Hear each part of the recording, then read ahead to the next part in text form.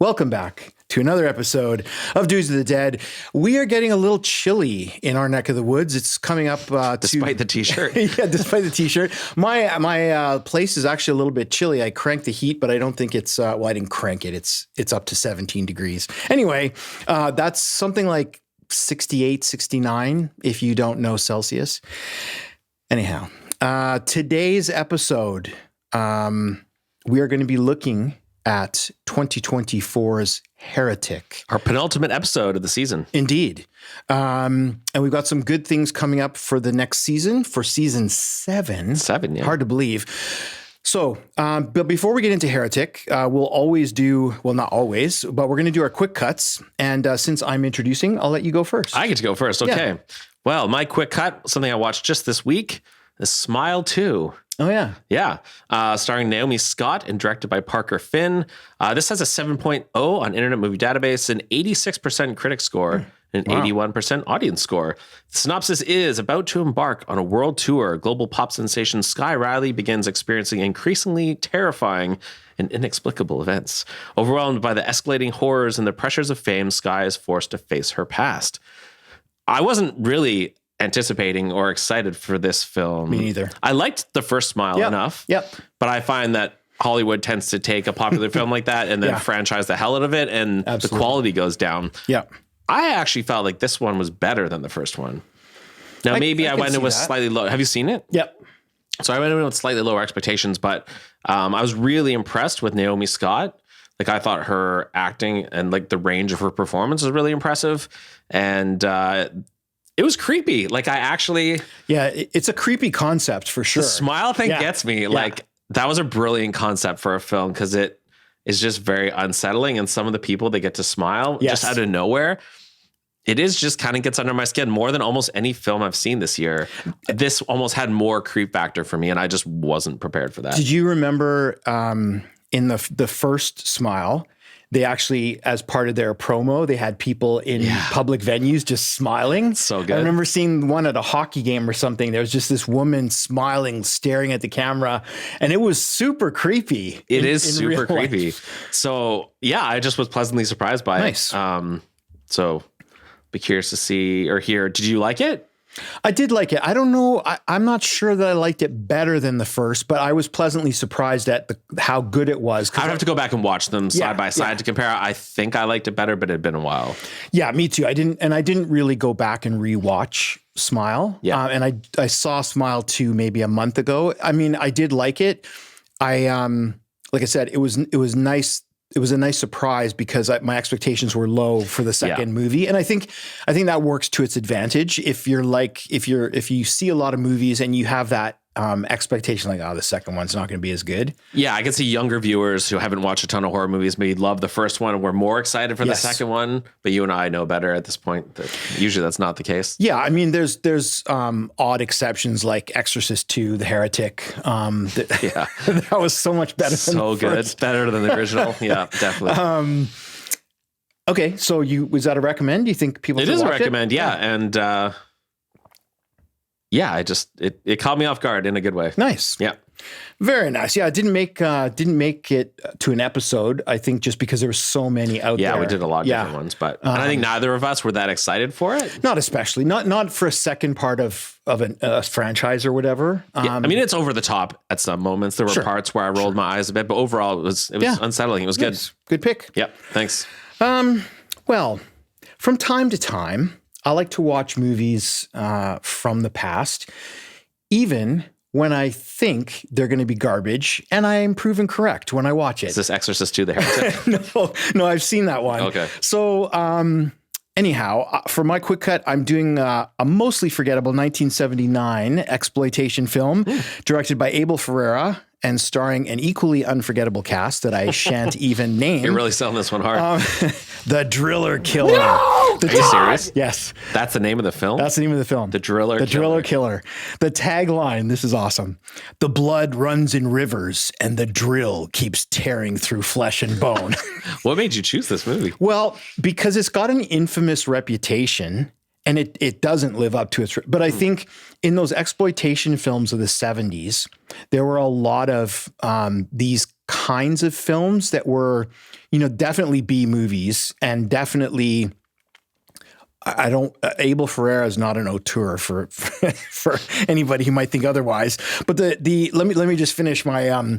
So the synopsis is: an artist slowly goes insane while struggling to pay his bills, work on his paintings, and care for his 2 female roommates, which leads him taking to the streets of New York after dark and randomly killing derelicts with a power drill.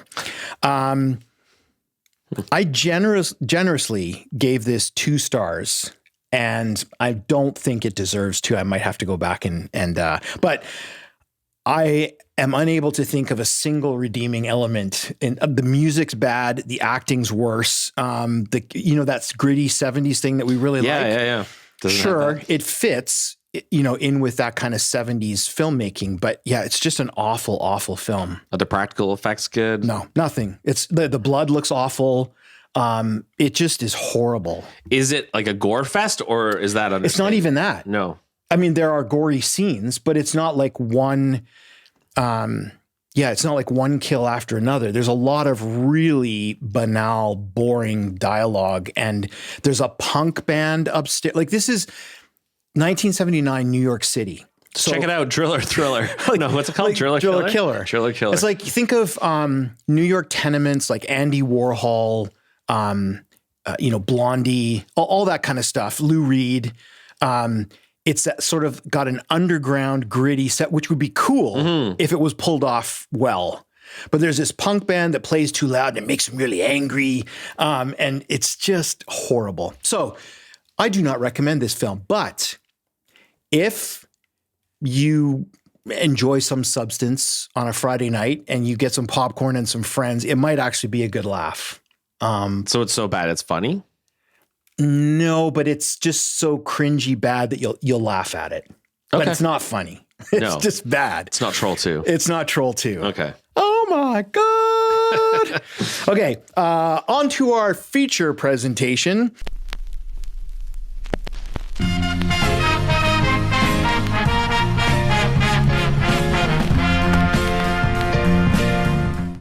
So this is 2024's Heretic. Good afternoon. Mr. Reed, are you interested in learning more about the Church of Jesus Christ? Yeah. Wow. No, you read more than we do. No, seriously, Mr. Reed. Mr. Reed. Well, ladies, I think it is time. Time for what? Time for enlightenment. Oh. Mr. Reed?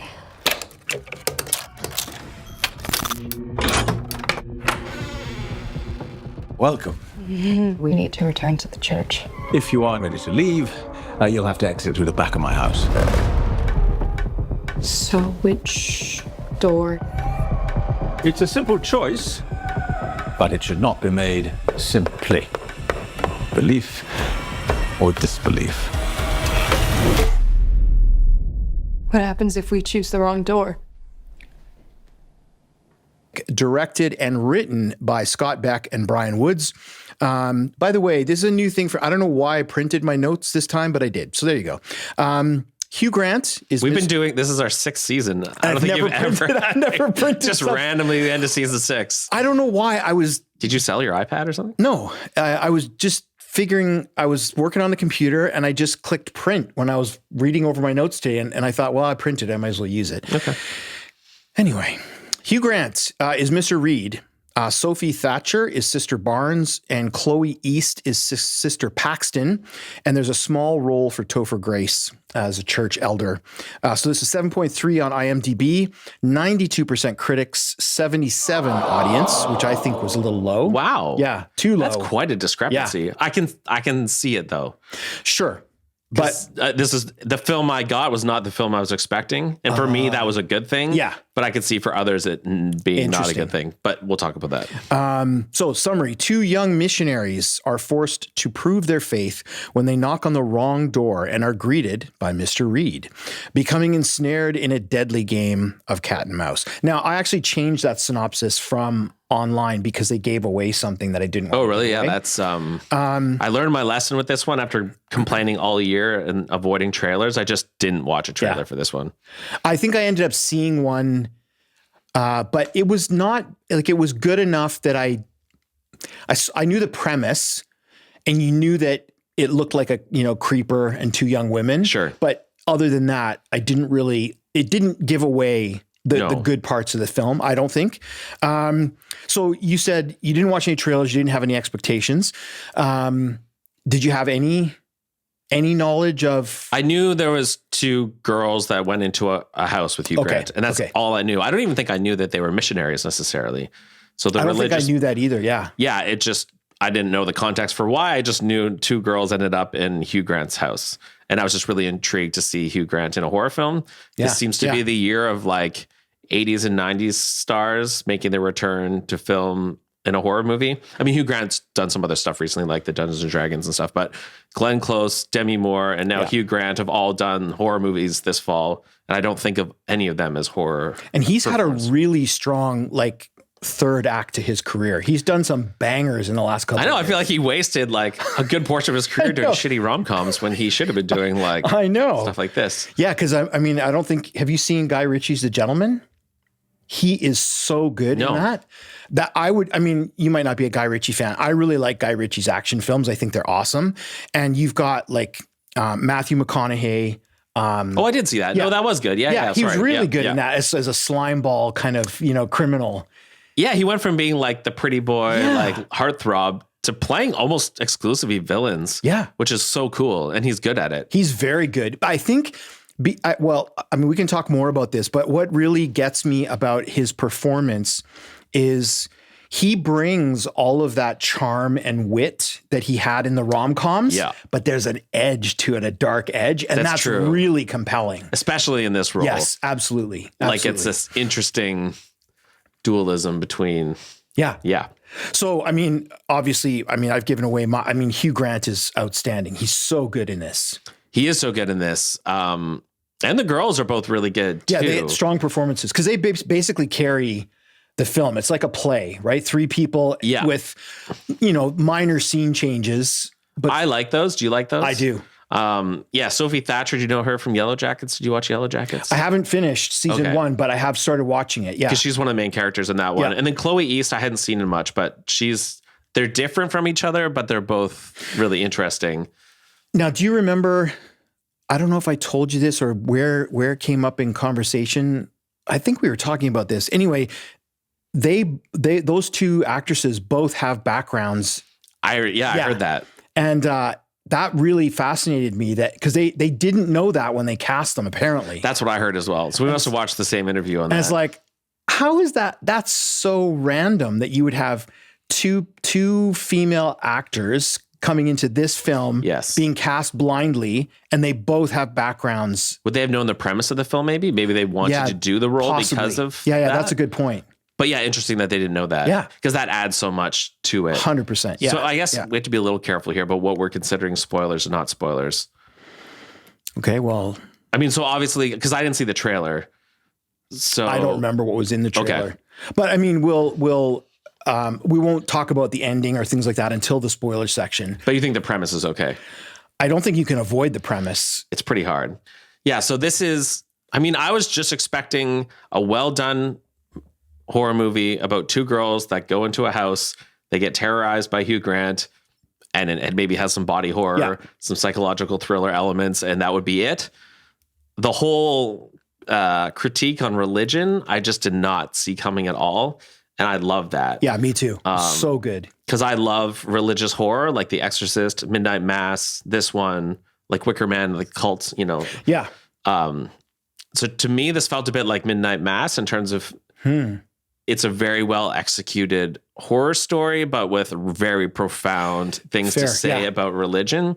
And I really appreciate that about Midnight Mass. And I just haven't been able to stop thinking about this movie since I saw it. Oh, cool. And it just blew me away because I just wasn't expecting that at all. Like it's almost more like a philosophy lecture. It is. Yeah. Which I think speaks to the 77%, because I could see if you were going into this really wanting, and it's not boring. Not at all. And to me, I was gripped the entire time. But it's almost like going to a philosophy class rather than experiencing a horror film. So if you're expecting, heart pumping action the whole time, you're not going to get it. But this was so much better for me. For me too. At what point did you realize that? And were you enjoying that part? Or like, what was your experience going through that revelation that this is? I didn't know exactly where it was headed, but I started enjoying it right from the moment he sits down with them, and you can see right away he's starting to question their faith. Yeah. And he pulls out the Book of Mormon. And he's very erudite. He knows what he's talking about. Although he intentionally mispronounces something, I think, to just put them a little more at ease, which is, again, speaks to his sinister nature, but it's so disarming because he is so charming and charismatic. Now, do you think it's a spoiler to talk about that, not the opening, but when the young women are first there and he's talking about somebody else being in the house? Like, I don't know if that's... I know, that's where... spoiler or not. Yeah, I guess I would say, like, if you've not seen Heretic and you want to know absolutely nothing, come back. We're not going to like spoil what happens in the ending or any of the big things, but we might talk about some of the elements first. I just don't think we can talk about like performances, dialogue, those kinds of things, atmosphere, without talking about how it starts. Yeah, and my understanding of the trailers, it does show the two girls. They go to his house. He invites them in. Yeah. Something is going to happen. Yeah. So I think anything in that realm is probably fair game. So if you've been one of the fortunate few in the world who've never had one of these people knock at your door, the basic premise is they're proselytizing for their religion and they knock on doors. Now, to be fair, Hugh Grant's character is on some list where he's indicated an interest. And apparently those actually exist. Yeah. This isn't random. They didn't randomly knock on his door, although they randomly knock on many doors. But they're disingenuous about that, correct? Who, the girls are? Or he is? Because don't they say like, oh, we were just in the neighborhood, but in there, they know that he's on a list. Yes. Fair, but I think they lie to him and say, yeah, we just happen to be in the neighborhood. I wonder, I felt like there was some intentional deception there. No, didn't they say when they're waiting at the door and it's pouring rain, I thought they said to him, you indicated an interest in learning about, I think. I can't remember if they said that in front of him or not. Oh, yeah, maybe. So to be fair, I mean, I saw this in theater a week and a half ago. Yeah. Memories are fuzzy. So I was under the impression that they were deceptive about that point, but it's possible maybe they weren't. I mean, the long and the short of it is they end up in his living room, but they're very clear with him. We cannot come in unless there's another female in the house. And he's like, oh yeah, sure. No problem. My wife's here. She's just making a pie. And then that's what starts the conversation. But right from the get-go, it's very like you can see at least, and is it Sister? Oh, I did write it down. There's Sister Paxton and Sister Barnes. No, I know, but which I get them mixed up. I don't know is it. The more innocent one is Sister Paxton, and Sister Barnes is the slightly edgier. Okay. She's the one who converted to Mormonism, whereas Sister Paxton was the one who's born into the church. Okay, so Sister Barnes, right from the get-go, is a little bit off. Like she can sense... Her spidey senses are going off, yeah. She can sense something's not right, but she's not sure what it is. And she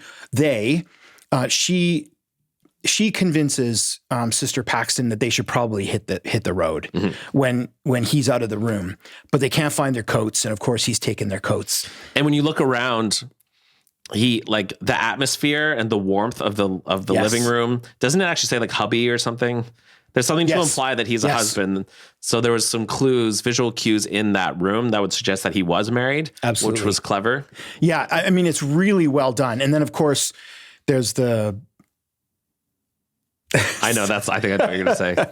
There's a scented candle, which Sister, Barnes picks up on later in the scene, because he's saying that his wife's making blueberry pie, but it's a blueberry scented candle. Right. So they comment on, I love the smell. I can smell the pie from here. And then the revelation of, it's a candle. It's not coming from the kitchen.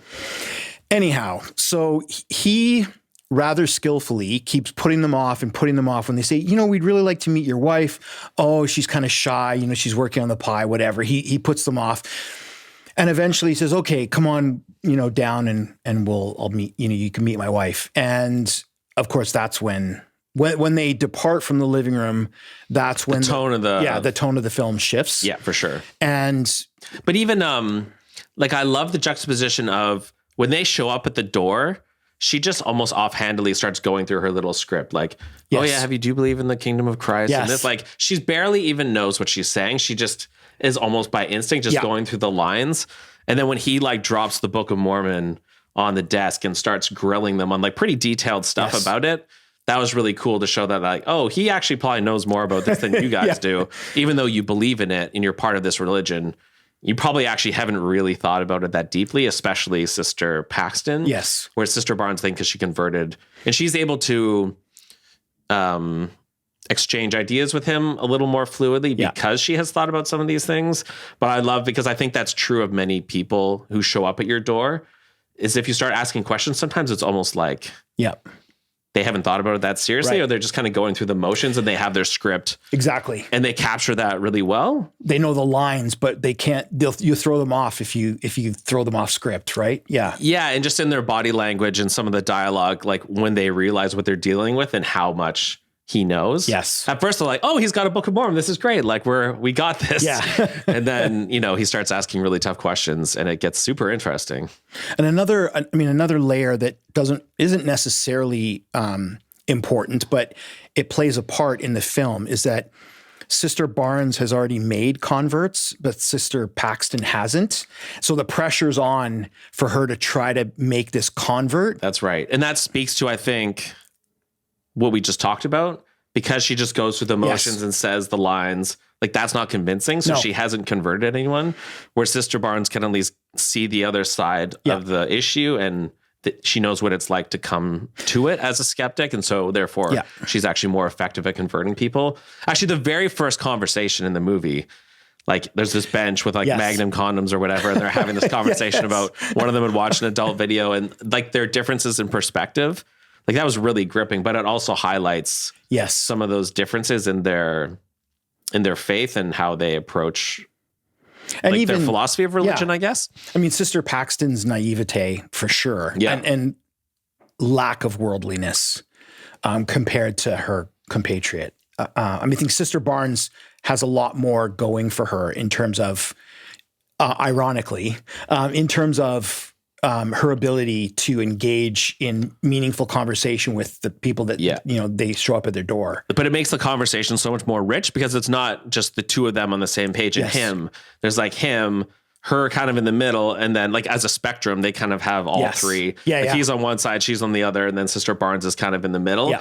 And it's the interplay between the two girls in some cases. And then him with each one of them. It's so fascinating. Yeah. I'm excited to watch this movie again. Me too. I mean, I haven't got around to it just because it was so recent that I watched it, but 100% I'll have to watch this more than one. And I think this will be one that I go back to because of the richness of the ideas and the dialogue in the film, that I don't know that I would get tired of those conversations. No, I've seen a lot of good movies recently, but every once in a while you see a movie that you're like, oh, I have to show this to this person. I already have 5 people I'm lined up just to watch with them, because I think this is accessible enough as a horror film that I think so. There's not tons of extreme body horror. No. There's so many films I want to show to people who I know don't like horror, so they won't watch it. This one has enough meat on the bones that it's an engaging, interesting film, and the horror elements I don't think will turn off too many people. I agree. I don't think so. I think there's enough going for it. I mean, it's not really gruesome body horror like The Substance. It's a psychological horror for the most part. There are a couple of things in there, but I think Hugh Grant makes it more palatable to people too, because he has name value and they think of him as cute, charming, lovable Hugh Grant. And he is. To an extent.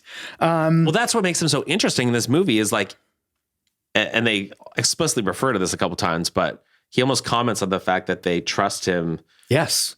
And he seems likable, and he's like, you can leave at any time. But like in the background, yeah, can you? which we can get into more after spoilers, but yeah, this movie's really brilliant. And I mean, he does. There's a meta level to this because he knows what he's doing. Yeah. And he reveals it to them in snippets. Yeah. But we don't always know what he's doing. So we're almost along for the same ride. I mean, you know, at some point in the film, you can kind of see, okay, where this is headed. Mm-hmm. But a lot of it, you're wondering, okay, what is that an exit? Like, can they actually leave? Or like, why is he so not worried about? Yeah, it's true. The audience at some points is you're with the girls a bit and that you don't have perfect information. So you are trying to discern what's true and not true. And that makes it really engaging. I mean, I really liked the color palette of this film as well. The leather and the wood and it's not an antique sort of house, but it's well worn in. There's lots of interesting things. And I love the little miniature he's got of his house. Yeah. And the evolution, like it starts off soft and warm and cozy. And then it looks more like a church with like harder pews and harder furniture. And then the final room, which I won't spoil right now, but like the devolution, I guess, of the comfort of the house as it progresses, which mirrors thematically what's happening. Yes. I hadn't noticed. Clever. I mean, totally agree with you, but I hadn't made that connection yet. Yeah, really good. I think this one's one to watch a couple times. And a cool thing about it too is I've watched a few YouTube reviews from Mormons who are active Mormons, and they appreciate the film, even though the Mormon church has come out and like blasted this film and saying it glorifies violence against women and stuff, which clearly it doesn't. But people who were Mormon were like, this is the best representation of Mormons I've ever seen in a movie. Like we're used to Trey Parker, Matt Stone, just raking us over the coals in like South Park and Book of Mormon and this very caricatured and stereotyped. Yes. Whereas like they said, this is actually like pretty authentic. It felt like that to me. Like it didn't feel like the filmmakers had an axe to grind with. No, like the characters are respectable. Yeah. They're interesting. They're intelligent. Like they have their faith, but I don't feel like they're mocking Mormons. I'm not Mormon, so I don't have that sensitivity, but I didn't get that. Like I didn't get a sense that they were being mocked or they're caricatures or anything. Like they are well-rounded, thoughtful people who have beliefs and doubts and wonders just like everybody else. And yeah, I just felt like they did a really good job of representing just two young people who are doing their thing. So it's cool because I think when pop culture or films or whatever like tackle religion, sometimes it can be uncomfortable, someone who is religious. But in this case, it seems like and this is what Midnight Mass did so well. Yeah, is if you came to it as an atheist or you came to it as someone who's devoutly religious, both people can take something away from it and appreciate it. And I feel like that's also the case here. And the fact that Mormons, felt like, I would have pushed back on some of the ideas a little bit more. It was very respectful and very actually authentic to what we do and how the church goes about trying to convert people and going knocking on door to door. And so that's pretty cool. Yeah. I mean, I really like your connection with Midnight Mass because that was very respectful, it seemed to me, for all faiths. I mean, there's a Muslim in that one as well, isn't there? There is, the police chief. So I felt like this was very respectfully done. But it also opens up the whole world of, and I mean, there are some things in it that I would say maybe are a little bit trite about some of the comparisons that he makes. However, it still has a real impact on the viewer. At least it did for me. Like you said, with his philosophy lecture. Yeah. It was so good. Yeah. Like I teach a course called Theory of Knowledge, or TOK, for anyone who knows IB. And I'm like, there's a unit on religion. I'm like, this movie is basically like this TOK course, which is so cool. Even just that section of the film where they're in the pews. Yeah. Like that would be such a brilliant one to show. I'm considering it.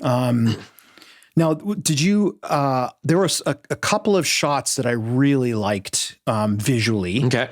There was the one, which normally you don't see this perspective, but there's the one when they're trying to leave and you're above the door frame. That was cool. Looking down. Yeah. Right. That's true. You don't see that very often. I thought that was a really interesting perspective because it's very, for me anyway, it was kind of off-putting because it disorients you a little bit, the perspective and the angle. Because normally I think that would be filmed boringly, sort of head on, maybe looking down at the doorknob, trying to rattle it or whatever. But that overhead view, I don't know what, if anything, it was trying to suggest, but it was just a really interesting take. That was a great scene, the debate about which door to go through. Yes. Have you seen Labyrinth? The David Bowie, long time Jennifer ago. Connelly. There's a cool scene in that movie as well where they had to choose between two doors. Okay. Kind of remind me of this one. It'd be a spoiler, I guess, to say why I think they did that shot that way, maybe, but. Yeah, I mean, if you want to pick up on that. Maybe after, yeah. I wondered about that too, but the other one, and I'm looking at my own notes and I don't know what I said. I don't know what my note is referring to, but I have I know what it was. Absolutely gorgeous shot of them going up and down the hill with the stairs and the bikes. Do you remember that one? Oh, that was really cool with the zigzag. Yeah. Yeah, that was really good. That was so interesting visually. And I think, I might be overstepping here. Of course, the filmmakers are listening to this. I wondered in hindsight whether that visual kind of mirrors the argument, the dialogue that happens later, right? I can see that. Back and forth. For sure. And I just thought, wow, that's such a good visual. I mean, it was a great visual anyway, but if they actually had thought of that tied to the dialogue. Yeah, I mean, maybe they did. I feel like oftentimes. And you can use that. If you didn't think about it, go ahead and use it. You don't have to give me credit. It'll make me warm and fuzzy knowing that you used it. How altruistic of you. Yeah, there you go. There's the scene too with the candle. And you kind of have the smoke and you see the turn and they kind of zoom in. I thought that was a cool shot too. Yeah, there were some really, there's another overhead shot of the mini set of the house. You're looking down on it. That's a really cool. And for me, I was thinking about Hereditary when I saw that. The miniatures. And I thought there's just something about miniatures and doll houses that are super creepy. Because I seen Trickle in Hereditary, there's a scene where you actually see characters walking around inside the miniature. Yeah, that sounds. I think even the opening shot of Hereditary is they zoom in on the miniature and it goes into the bedroom. Yeah. And you have a similar effect here at one point, which is cool. Yeah, it is. Yeah. So were there any other visual striking elements? Not that I would say visually necessarily. I mean, it's very well shot. I thought the cinematography was really good overall. I think you hit on the key ones. That's something why I want to go back and watch it again to look for more. I was just so enthralled with and I was glad we saw it in the theater the first time. Yeah, it's interesting because on its face, it doesn't seem like it would be a movie must see in theaters because it's, as we said, it's kind of like a philosophy lecture, but I mean a very stylistic one. But it is worth seeing in theater, I think so. Yeah. Some of the way the sounds work, like the muffled sounds when he's walking up the stairs and certain parts of the house creaking and the storm and some of those things like the stairway thing, I think those work on a big screen. The visuals, you wouldn't, somebody like you might, because you have 100-inch TV. But for somebody who's got a 40-inch like I do, I don't know that it would come off on TV, but it definitely comes off on the screen. For sure. I mean, some people think of Furiosa or Gladiator 2 as must see in theaters. Yeah. Yeah. Action films often. Yeah. I think too, when people miss films in theater, sometimes they get lost in all the stuff that comes out on streaming. Yeah. And I think it's worth going to see this in theater just to make it a priority to make sure you don't miss it because it's a pretty special film. If you have pretty much a theater screen in your room like Mike does, then it doesn't matter. You can just watch it at home. That's true. And I will. Music, so awesome. The 3 tunes that stood out to me. Now, is that a spoiler to get into those things, do you think? Is it? Oh, maybe. Yeah, I'll save it. Maybe we'll save that for post-spoiler. Okay. I don't know. I wasn't sure. I really liked it, but sure, we can wait on that. I don't know, I guess the other thing, as I was watching it partway through, I'm like, oh, this is really good. I'm really loving this, but I feel like they're not going to stick the landing. I was like, way they seem to be going with this, there's no way this can resolve in a satisfying manner. And then I feel like they actually stuck the landing. I was just going to say, did you feel that? Yeah. I did, and I wasn't expecting that. So that's another thing too. there's a lot of movies that start really well and have some of these interesting elements, but then they don't really come together. They kind of blow them at the end. Yeah. So the fact that this actually works all the way through, in my opinion, there's a few parts that are maybe over the top, but that was pretty cool too. And where it ends and what the final message is, I think was really good. So that was cool. Like that just made it like just an absolute recommend. Yeah. I mean, there's even, because we were saying in The Substance how like, oh, this movie is so good until, but then the end, like is going to lose a lot of people, and it makes it a bit hard to recommend, because I know a lot of people in my life are going to be like, what the hell is that? And why did you make me watch that? Because of the ending. Whereas this one, I feel like the ending is... This one's way more accessible to the average viewer, because you don't have to make, no pun intended, any leaps of faith on this one, or pun totally intended. Yeah, I mean, I think this one's really not only accessible, but I never felt it drag for me. No way. It was just straight ahead. Did you know? I didn't note the runtime. Neither did I. But it felt like it went by really fast. And I think that's testament to such tight dialogue, and like it moves. Even if you're not, and this is where my idea of a play comes in, not just the limited characters and limited setting, but a good play has really good dialogue, snappy dialogue that moves you along from scene to scene. And I felt this had that too. Totally. Because there are slow burn horror movies where like it is kind of slow, but then the ending pays off. So it's worth the slow burn. Whereas this one is slowly paced in terms of action, but the dialogue is so enthralling that I was glued to the screen the whole time. I was fully engaged. Like it didn't feel slow to me. Not to me either. And I think that's the key, right? Is you can have either, slow moving characters, but really good dialogue, or you can have fast paced action and maybe less dialogue. But if you're missing one of those elements, it just drags. Yeah. Like you haven't seen Oppenheimer? No. So Oppenheimer is like a 3-hour movie of basically people talking. But it's Christopher Nolan, and he does such a good job with just the pacing and the rhythm and the dialogue that it's fully engaging the whole time, even though you're just listening to people talk for 3 hours. So I feel like this did a similar thing in a good way. Yeah, me too. I really, I mean, I don't know that I have enough good words for this one. Like it was just, to me, absolutely fantastic. Like it was such a gripping film. Did you have any negatives? No. Yeah, I don't know either. I don't have any negatives about this at all, which I don't know that we've ever had a film that we didn't have any negatives about. Did we? Blood and Honey maybe was the only one. Oh, maybe. Yeah, maybe. I think we didn't include Blood and Honey, but otherwise, yeah. Yeah. Not so much Blood and Honey 2, but the first one was just killer. It was really good. Yeah. Kidding. Yes, very kidding. Yeah, I mean, I've touched on everything that was other than the music, which we can talk about later. But yeah, it was just, if you haven't seen it, and you're not a horror fan, I do agree with Mike that this one's probably the most accessible thing you're gonna, like if horror is just not your thing. Yeah. I would argue that this almost straddles the line of like a psychological thriller as opposed to a strict horror movie. Except there are a couple scenes, like it's a small percentage of the film, but it does go into horror territory. Yep, true. But not for very long. No. But you're right. Most of the film, I would say, operates as a psychological thriller. But unlike something like, Terrifier 3, which is a slash fest from beginning to end, this doesn't have that level of violence at all. It's all. I mean, it's a lot of it's just really academic. And I just found it absolutely gripping. Now, I guess it's interesting that it has a 77% audience score. So I suppose some people maybe, I'm guessing that has to do with the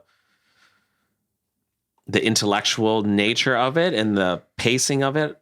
Yeah. I mean, I just wonder if... like if you're not interested in the philosophy of religion, then maybe this film, like you and I are interested in that. So therefore we were really gripped by this.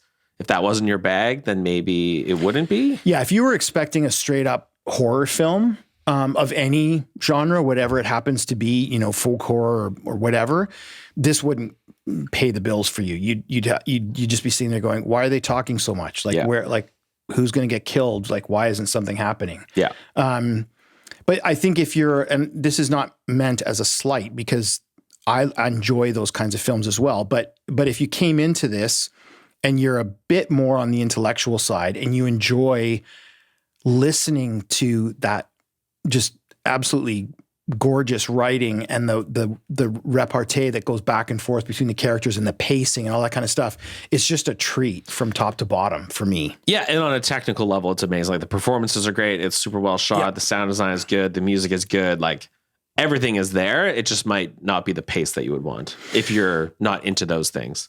Yeah, and for me, there's even like I couldn't complain about lighting, for example. I find a lot of horror movies too dark for me. It's like lift up the shadows a little bit so I can see something. And it's possible because my TV doesn't have the resolution to show that. Like on a big screen, you might see it. Yeah. But on TV, if you don't have the resolution in the blacks, you're not going to see that. That's true.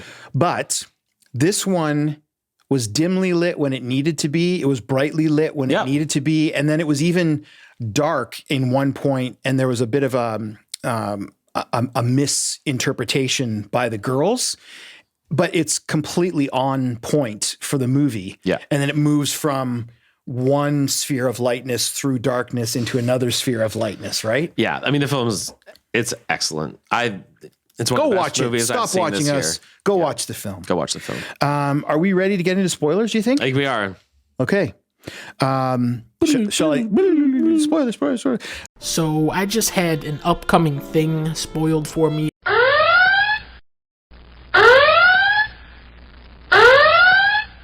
Shall I start with music?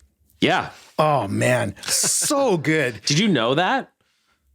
Did I know what? That with the Hollies and Creep and I didn't know that. That was kind of cool. No, I didn't know that until I saw the film. But for me, even those three songs, and we're talking about The Air That I Breathe, Creep, and Knocking on Heaven's Door. Yeah. Were the three.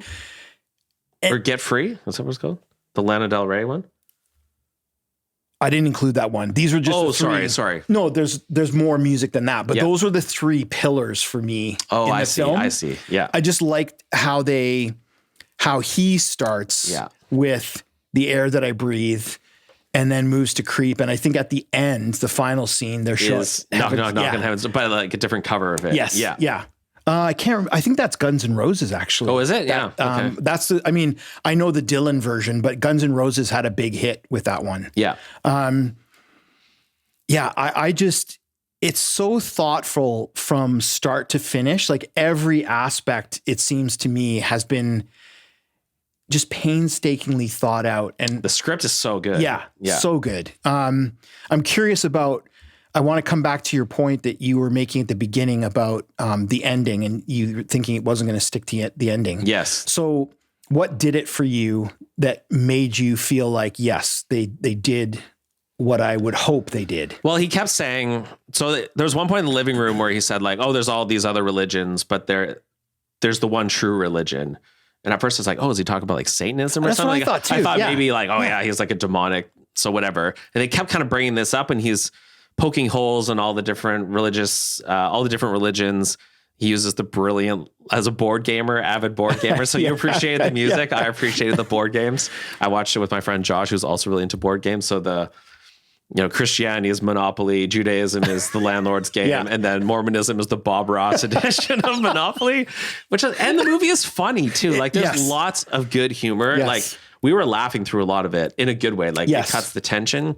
So when the final reveal is that the religion is control, like, that's perfect. And that makes sense. And that's kind of the unifying thing of all these different religions. If you're cynical or depending on your perspective, you can make an argument that control is a big part of it. And the way he builds that argument over time and the journey that the girls go through and talking about fast food and talking about Creep and talking about the board games and then the choice and the leading her down the path. And finally, like that was a very satisfying ending in a way that paid off in a way where it was like a revelation that was like, oh yeah, that you took me on a journey and you stuck the landing. Like I just really like that.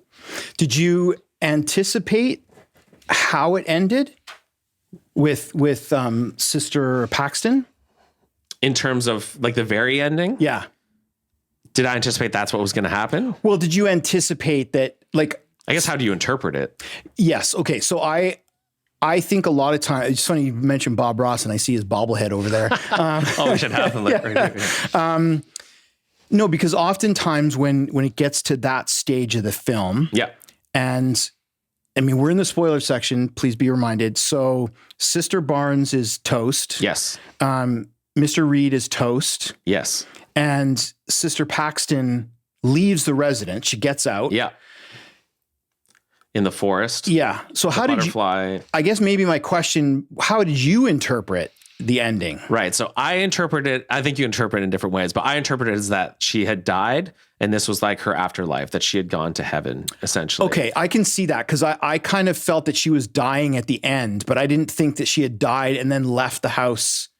And was Okay, see, already, I thought her leaving okay. the house was... She was already dead? Yeah. Yeah, okay. Or she's like, her final moments kind of... That's what I thought. It was her hallucinating final moments, yeah. Right. So, yeah, I guess someone could take it literally, or maybe she's alive or dreaming or hallucinating, but I kind of read that as like, okay, you've left the house in your mind, but now you're in heaven, which is interesting given... Yes.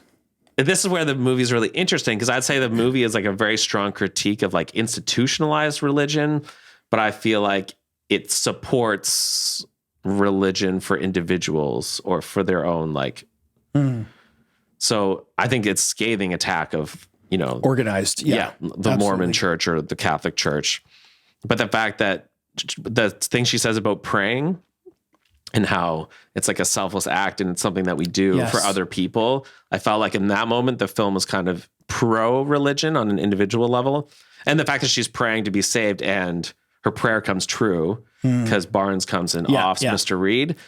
And then with, she ends up in heaven at the end. It was almost like religion is good for individuals, but it's bad on like a societal, institutional level. Interesting. I don't know. I can see that. I didn't come away with that interpretation, but I totally get that because, and I also, just to come back to something you said earlier, and then I'll come back to this point, but I had the same feeling about the one true religion. And I thought the same thing. It's like, okay, is he setting us up that he's a Satanist or whatever? Yeah. But I was really pleasantly surprised because number one, that would have been predictable. Yeah. And number two, it would have been a cop out, right? Because that's kind of what the audience would expect, right? Exactly. And so you lead us, you kind of dangle the carrot, and then you go, actually, that's something else, right? And that kind of fits with this whole lecture. Absolutely. And the whole iterating on that, we've iterated on Christianity or this story of, even he goes back to like the ancient gods like Horus, who was born on December 25th and born of a virgin and died and was resurrected. And we see this pattern over and over again. And so that is used to control and manipulate people perhaps, but it's not apparent at that time that that's what he's saying. And so it kind of like comes together at the end, which rarely happens maybe. And I feel like in horror, usually it goes in some crazy weird space that doesn't often, it's not satisfying on like an intellectual level. No. And what I again, coming back to something you said earlier about this being like a lecture, and I'm thinking in a good way, I'm thinking about the best lecturers that I had at university would build the pyramid. Yes. And then reveal it to you. Yeah. Right. And that's kind of what he's doing, as opposed to what you often get is just a bunch of platitudes. And then they just, tell you. Exactly. This is much more thoughtful and reasoned and worked out. And it's leading you in a direction without ever really telling you until it tells you. And the analogies work pretty well. They do. Like where he slams down the games and then he has the book, the religious text next to it. And then he's talking about the songs and the conversation about fast food. It's like, sure, you prefer Burger King and you prefer Wendy's, but it's subjective in terms of which one is the best. Right. And that's kind of like, it's totally like, religion. And I think fair to say we're both coming to this as non-religious people. Yeah. I grew up religious. I don't think you did. No. So just that's our bias and that's our background and that's where we're coming to this conversation from. But, yeah, I just thought it was brilliant how he used things like Monopoly and things like cheeseburgers to talk about this fairly sophisticated idea of like religions being iterations of each other and how much DNA.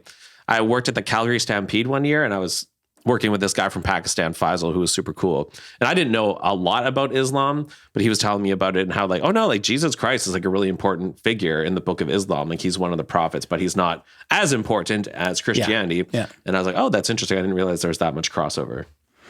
Oh, yeah, because what is it with they I think, if I'm not mistaken, you can correct me. I don't think Islam believes in the resurrection, but they believe in Christ as a prophet. That's right. Yeah. Yeah. Because the true prophet is Muhammad, right? That's right. Yeah. So yeah, exactly. but yeah, I mean, it's just there's just so many good things about this film that this is one, because I think we've talked a few times about this. This is one, in my mind, one of the few examples where the sum of the parts is greater than the whole. Totally. Right? And you've just got all of this stuff that just seamlessly kind of works together. I never saw the stitching. I just saw the completed, right? I didn't, sometimes or you have a sense, okay, he's heading in this direction or they're heading in that direction. But until it's actually revealed to you, I didn't see how they were putting everything together. I know. Yeah, and it's the idea so that clever. He and the house are like a metaphor for religion. So they coax you in with like these warm, cozy feelings and these so positive. And he's got a smile on his face, but behind the happy, smiley, welcoming veneer is like sinister intentions. Yeah. And so he is like a metaphor for organized religion, and then like, oh yeah, step back here. Okay, now we're in this room. And I think he explicitly says it, do you really believe that my wife is in this room baking a pie? Like, no. It's like, well, that's the lie that people tell themselves with religion, is like the idea of an afterlife, that you're going to like happily go there and live happily ever after, is like you believing that my wife is in the next door and she's going to save you, even though the reality is dark, that she's not here. And you're in a bad situation, or we're all going to die after death and there is no afterlife. But that, like, those little things. Yeah. Like, you could study this film in a course, I think. I think so. And there's a lot to unpack if you watch it lots of times, but that's super clever. And like, as the house retreats, that's almost like when they show up at your door and they're knocking and they're smiling and they're happy, and like, here's the little colorful pamphlet and they want to ask you all these questions. That's like the cozy room. And then once they get you into the church, there's the line about the magic underwear. Yes. That they're like so controlled that they even are forced to wear magic underwear, which I guess is a thing in the Mormon religion. There's certain underwear they have to wear. Oh, I didn't realize that. Yeah, that's like a real thing. Okay. But it's like they have that much control over you. And then the guilt and shame that if, you can leave. Right. But your family's going to disown you, and, you're not going to have any support from the church. So all of those sinister things, I guess, about organized religion is mirrored in both him and the house. It's just, this movie is really, really good. And I referred to the scene where it's really quite dark and you think it's Mr. Reed, but it turns out to be a statue or whatever. Yeah. And there was that's kind of a cool metaphor or analogy as well, where they're in the living room, the cozy living room, and they go through the darkness, the dark hallway into this, it's basically a chapel that he's got set up in the back of his house. Fantastic library. Like, I was drooling over that room and the books and the, the paintings on the wall and all the different things. Like, I mean, it was just, there was something about, and I really like films that do this. The house itself is not creepy. It's actually warm and inviting, at least in the front. The first room, yeah. And, but even, I mean, yes, it gets perhaps darker and more sinister as you go further back into the house, but except for the exception of the basement part, right. There was, I felt like, I would like to be in that house. I'd like to be in those rooms. I'd like to be with those books and the warm wood tones and all that kind of stuff. It was inviting in that sense. Just like religion in some ways, right? Like, if you're a lonely person, or you want to have community and, feel special and feel like there's an afterlife, and like, there's all these inviting things, but at the end is the dungeon, basically. Yeah. That's one perspective. And sure. But that's where I feel like it's a bit more nuanced in the way the movie resolves, that it's not as anti-religion as maybe it appears to be. But I think it's the distinction between the institutionalized and the personal. Yeah, I think so too. I don't feel like, if anything, the Hugh Grant character is Mr. Reed is the character that's despicable or dark. But he's likable and charismatic, right? But he is. And even when he's an evil bastard, you're still kind of, you're kind of charming though, and you're funny and you're smart, and I didn't know the extent of his evil though until that one revelation scene. Yeah. Where, and this was another thing that was really clever and I really liked is this isn't a niggle or a complaint. The only thing that stuck me a little bit was Sister Paxton is this naive. Yeah, I know what you're going to say. Kind of out to lunch the whole film. And then all of a sudden at the end, she's able to put all these clues together and say, you've led me to exactly where you want me to be. And it's like, you're not that smart. No, or that evolution in your belief and character might take like years, not 20 minutes. Like exactly. She's a dynamic character to the extreme, and that it's almost unbelievable the growth that she makes in a short period of time. And I guess that's just when you're dealing with a film in a short. Yeah, you have to compress the time. That's a fair criticism, though, and I think I also felt that like, oh, you've really done a what about pretty quickly here. Yeah, but to be fair, again, that did not detract at all from the totality of the film for me. I noticed it. It kind of niggled me a little bit. And then I'm like, yeah, okay. I can live with it. Because on the other hand, I appreciated the character growth, even though it was a bit of a stretch. Yeah. And I mean, it was a bit, blue plate special, right? It's like, okay, you're now telling us everything. So it was a bit of a, narrative dump there. So your shot about the doors. Yeah. So like, the hint is that they both go to the same place. Is that like a bit of? Oh yeah. Like I wonder if that's what that dynamic, that shot sort of implies. Is like, but if you go, they actually just go. Yeah. Whether you believe or disbelieve, it's the same. Same. I thought that was pretty clever too. Yeah, me too. Did you expect that they would go to the same spot? I actually didn't. No, I didn't either. But I was kind of pleasantly surprised. I thought that was because he takes such pains to talk about belief and disbelief and just, follow your own heart or whatever. Which again is a nice parallel to like how much time do people fight over which it's, Islam versus Christianity or it's atheism versus Judaism. And we fight and we deliberate about which door do we go down. And then the idea is that, well, it doesn't matter. Yeah. You can all believe different things, but it's going to be what it's going to be. And so I thought, again, that was a super clever physical manifestation of that idea. Yeah. Yeah. I mean, I just, again, these things are necessary, I think, in any kind of film. But there were a couple of things where they happened a little quickly, for my liking. Like, for example, Sister Paxton, finds the door in the floor or and I'm like, okay, you guys were down there for how long and you never found that? Now all of a sudden, you just move the table and you pull up the door. Yeah. However, that is part of the pacing of the film and that keeps the film going forward. So if you're willing to kind of overlook those little niggles, that I don't have anything negative to say.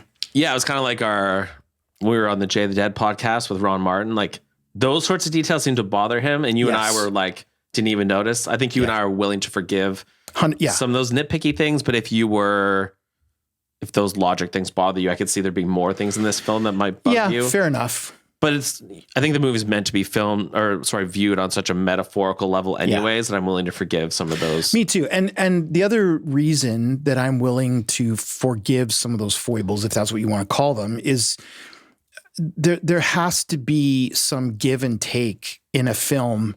If you're going to preserve the pacing, I don't think you could have done that scene much differently because you couldn't have had it happen when the two girls were alive. Mm-hmm. It would have changed the course of the film. You had to get her where she needed to be.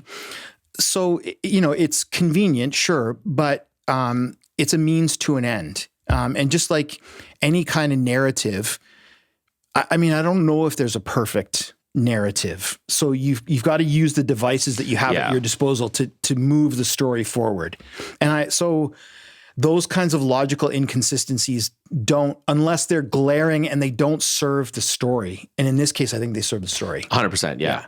So I think this is one of the smartest films I've seen in a long time. Yeah. I just thought about this the other day and I haven't seen it in a long time. I'm not comparing it as plot or anything, but I remember watching Jacob's Ladder. Totally. The original one. Yeah. And thinking similar things. It's like, wow, this is so clever and on such another level.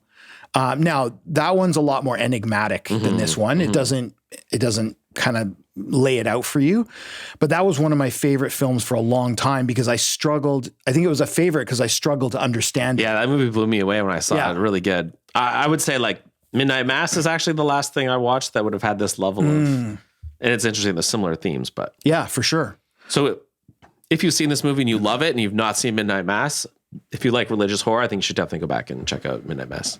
Only difference being it's 10 hours, not 2. And sure. Yeah. No, that's fair. If you don't like episodic television, still worth it, but yeah. I agree 100%. It's not my favorite Mike Flanagan, but it's very well done. And you struggle with series a little bit more. So the fact that you stuck with it is maybe a testament. Yeah. The only Mike Flanagan that I bailed on was Bly Manor. I couldn't get through it. Yeah. And I do have an intent to go back and watch it because I've watched House of Usher twice all the way through. Oh, twice. Oh, wow. Okay. I watched Haunting of Hill House twice all the way through. Oh, okay. Midnight Mass, but I watched the first 2 episodes of Bly Manor. Yeah. And I know what it's based on. I know what it's supposed to be. And what's the one in the house where they all can't, like they're terminally ill? Terminally ill. It was between... That's Bly Manor, I think. No, Bly Manor is the second Haunting at Hill House, isn't it? Well, it's not based on Haunting at Hill House. It's based on I'll look it up. There's another one. James. What the heck's his name? It's Turn of the Screw. Right. Where these 2 kids, the Turn of the Screw, the story is this nanny, wondering whether she's losing her mind. Oh, the Midnight Club. I didn't like that one. That's what I'm talking about. Okay. Where they're all dying. Yeah. No, you're right. I watched up to episode 8 or something. I'm like, I can't finish this. I didn't finish that one either. Yeah. So, Okay. Fair. Yeah. Sorry, that's what I was thinking. Anyways, I guess we've talked for an hour, which is a testament to how much we like this one. I think there's still more we could say about it, but 100%. And yeah, please go watch it. If you're a rom-com Hugh Grant fan, I don't know how you're going to feel about this, but I think he's done such a fantastic job in his. But he's still charming. Yeah, like he doesn't go into He's not maniacal in any way. No, like it's interesting that he's a villain and he's sinister yet still charismatic and likable, and that he walks that line very well. All right. Well, I guess anything else to say about this one? Strong recommend from both of us. Strong recommend. All right. Well, thanks for watching and listening, and we'll see you in the aisles.